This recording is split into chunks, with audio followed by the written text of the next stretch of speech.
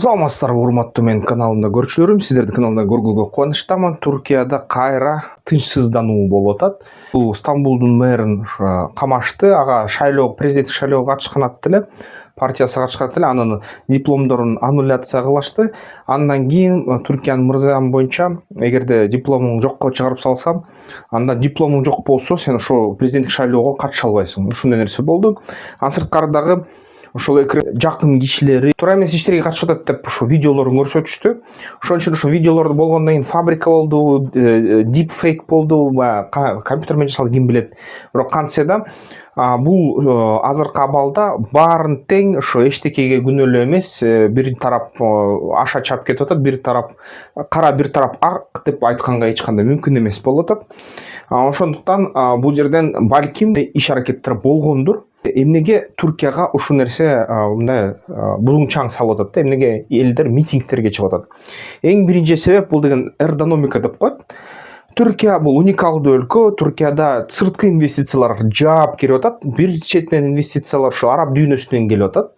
Экинчи четинен ошо Парс дүйнөсүнөн келип атат. Үчүнчү четинен ошо Лондон, Америка Коңшу Штаттарынан келип атат, Евро биримдиктен келип атат.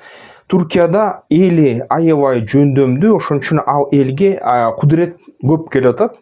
Мындай дөөлөт да көп келип атат. Ал жерге заводдор салынып атат, алардын текстиль заводдору да салынып атат, шаарлар салынып атат Туркияда. Ар кандай промзоналар салынып атат, доллар, евро мындай куюлуп кирип атат экономикага. Ошол доллар, еврого ишенип, анан алар лирага мындай тирек жөлөк болот деп ойлоп, Эрдогандын экономисттери, Эрдогандын кеңешчилери ошо лиранын санын көбөйтөт. Лираны басып чыгарчу станок иштеп жаткандыктан лиранын көлөмү аябай көп болуп жатат өлкөдө.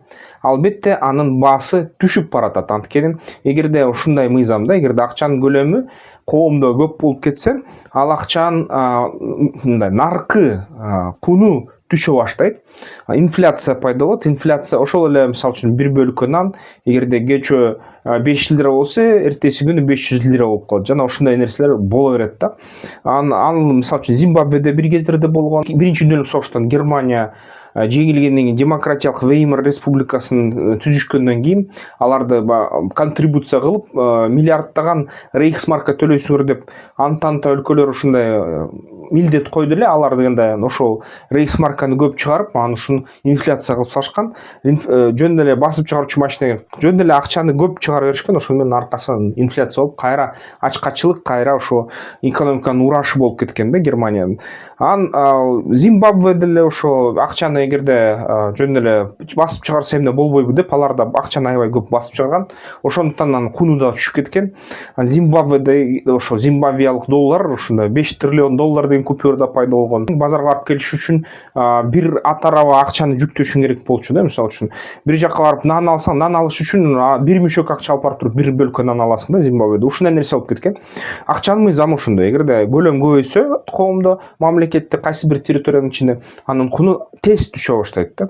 Ошол эле нерсе Туркияда болуп кетти. Лиранын көлөмү өсүп кетти, анын куну түшө баштады. Албетте Форекстен байкашат ушуну, лиранын мындай сунуштары көбөйөт. Ошон үчүн Форекстерден анын баасын ылдыйлата баштады. Адыр четинен учуп түшкөндөй эле болот да. Ошол нерсе болуп атат улам-улам.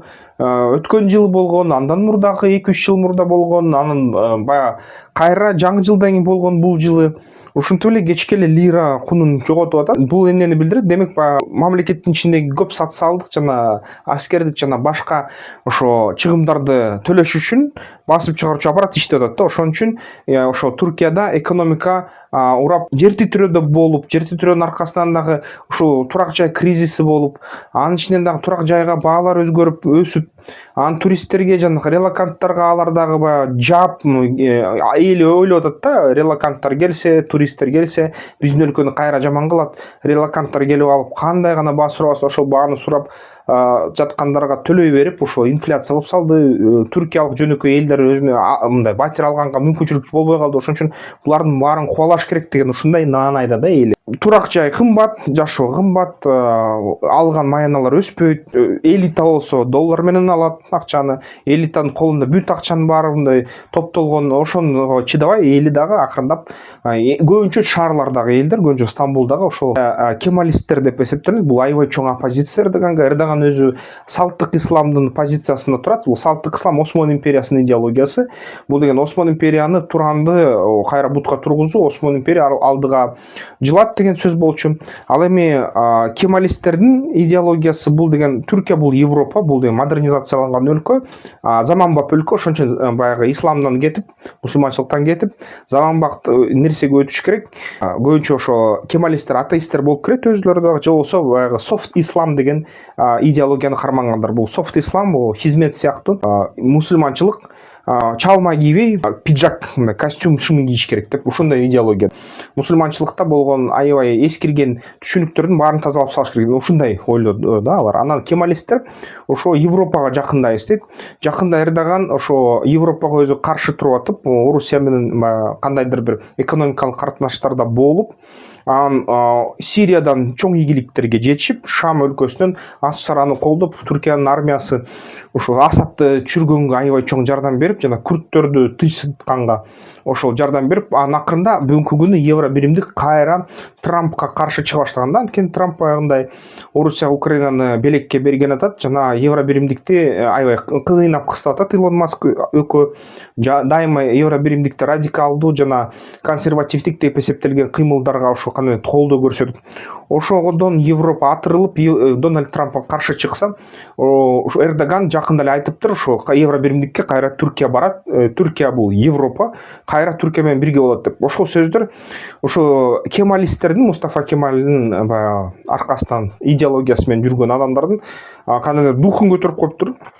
Бир четинен духун көтөрүп, бирок алар лидер катары ошо Эрдоганды көрбөй атышат. Бирок Эрдоган ошо жалгыз кемалисттердин колдоосуна ээ болгон Экрем Имамоглуну камап атат. Ушундай айыптар менен, коррупция жана башка. Албетте Экрем Имамоглу каршы чыгып атат. Жок, мен аны эметкен эмесмин, эч кандай коррупцияга байланышым жок, бул деген атайын мага каршы мындай фабрикаланган, мындай жасалма иш деп каршы чыгып атат. Анан ушул нерсе чоң ошо Стамбулда элдер көтөрүлүп, ушул митингтерден өтүп атат да. Анан ушул жерден бир четен дагы кичине маселе болуп атат. Эрдоган өз ден соолугу начарлап атат деп айтып атышат да. Ошон үчүн аябай көп ийгиликтерге жетишсе да, сырткы экономикадан, соодадан жана ошо сырткы ички саясаттан кичине мындай кайра эле кеңешчилери туура эмес кылып атабы, же кандай кылып атат. Ошо Эрдогандын экономикасы жакшы иштебей атат да. Анткени булар мисалы үчүн классикалык экономисттерге барылса, ошол эле мисалы үчүн австриялык мектебинин экономисттерине барса, алар айтмакта: ички базарды кое бересиң, бааларды кое бересиң, акчанын көлөмүн көбөйтпөйсүң, ошо ички баягы мамлекеттин аппараттарынын көлөмүн азайтасың, монополияларды жок кыласың, элиталарды баягы өзгөчө монополиялык мындай кандайдыр бир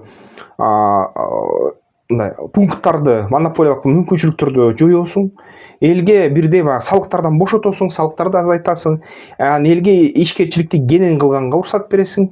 Ошондой нерсе демек да, ошо деп эле ашкан экономисттер. Бирок аларды укпай атат, айтып атат: жок, өз билгенимди билем, учетный ставка менен баягы ойнойм, көтөрөм, түшүрөм, акчанын көлөмүн көбөйтөбүз деп эле ушундай эле, анткени бизге баягы сырттан инвестиция келип атат, бизде өлкөдө акча жетиштүү деп атат. Анан ошол нерсе ошондой бир таң калыштуу нерсени кылып атат да. Сырткы инвестициянын көлөмү көп, лиранын көлөмү көп, ошонун аркасы менен ушундай инфляция оордук да. Түркиянын МВДси Али Эрликая айтып атат: Имамоглуга чыккан ошо элдерге силер провокацияга берилбегиле, эгерде мындай бирөөлөр бийлик алмашууга чакырса, же болбосо кандайдыр бир күч колдонууга чакырса, ага барбагыла, мыйзам чегинде баарын чечели, биз силерди угабыз, биз Түркиянын элибиз деп айтып атат да. Түркиянын оппозициялык партиясы бар, ушул элдик республикалык партия деген. Алар да ошо консервативдик Европага да карашат кичине, анан кичине Түркиянын эски мындай кандайдыр саясат тараптарына да карашат да. Өзгүр өз эл көп жолу митингке чыгып аткан элдерге каршы атайын каражаттарды колдонбогула, газдарды колдонбогула деп, ошо соккуларды колдонбогула деп чакырыктарды таштап атат. Ошо бир нече бир чоң ушундай манифестация болгондо, акция болгондо бир тобокелдиктер көп, кичине элдер, жапа чеккен элдер да болуп атат арасында. Башка болсо баягы саясий серепчи Чернышевский деген бир ошо серепчи бар Орусияда, ал ойлоп атат, жок, бул деген оңой эмес дейт да, бул деген оңой иш эмес. Бул деген Түркиядан атайын ушул кемалисттерди баягы эл аралык ошо элита, ар кандай топтор ушундай каршы чыгардырып атат Эрдоганга. Анткени негизи бул жерден ошо жалпы эки күч мындай тирешип атат. Биринчи Британиянын долбоору дейт, Британиянын ошо негизи басымы аябай чоң болот. Экинчи ушул Америка Кошмо Штаттарынын долбоору. Ал Америка Кошмо Штаттарынын жумшак күчү, баягы идеологтору, элиталары ошо оюн ойногонго аракет кылып атышат жана ушул эки күч тең тирешип атат. Ошондо мисалы үчүн Британия өзү Америка Кошмо Штаттарына каршы чыгып атат жана ушул Европаны өзүнүн кызыкчылыктарын иштеткенге аракет кылып атат. Ал эми Эрдоган Евробиримдикке биригем десе, бул деген Европаны колдоп Америкага каршы чыккандай болуп атат дейт. Ошон үчүн аны ушинтип баягы кыстырганга ички ушу атайын уктап жаткан саясий күчтөр мобилизацияланды дейт. Айткан сөздөрдө да чындыктын кандайдыр бир бөлүктөрү бар, бирок ал айткан сөздөр толук чындык эмес. Бул анткени дүйнөнү эки нерсе башкарат. Бул кайсы бир элитанын планы, анан ошол элитанын планынын болбой калышы. Анткени негизи адамдар көп ката кетирет да, ошол планды аткарып атканда ката кетиргенде негизи дүйнөнү ошол катачылык башкарат. Түркия биздин өлкөдөн өнүккөн өлкө, бирок кантсе да ошо бир аларга тынчтык жана жакшылык каалап кетербиз да. Силер эмне деп ойлоп атасыңар? Ким Орусиянын ошо серепчилери чын айтып атабы, же болсо негизи ошо чын эле ички маселелер ушунчалык катуу болуп кетти Түркияда? Түркияда аябай көп туугандарыбыз бар, кыргыздар. Силер да Түркиядан дагы ушул комментариядан түзмө-түз өзүңөр пикириңерди жана көрүп атканыңарды да жазып койгула. Аябай кызыктуу болуп атат бизге Кыргызстанда бияктан. Ушул QR код аркылуу бизнес план баштапкы үйрөнүү курсун катышсаңыздар болот, же катталсаңыздар болот. Анан кат келет, ушул QR код менен катталып койсоңуздар форматы. Бул QR код менен каналды колдоп койсоңуздар болот. Эмки видеолордон көрүшкөнчө. Аскер тактикалык федерациясынын мүчөлүгүнө киргиле, страйкбол ойногула. Ден соолукка жакшы.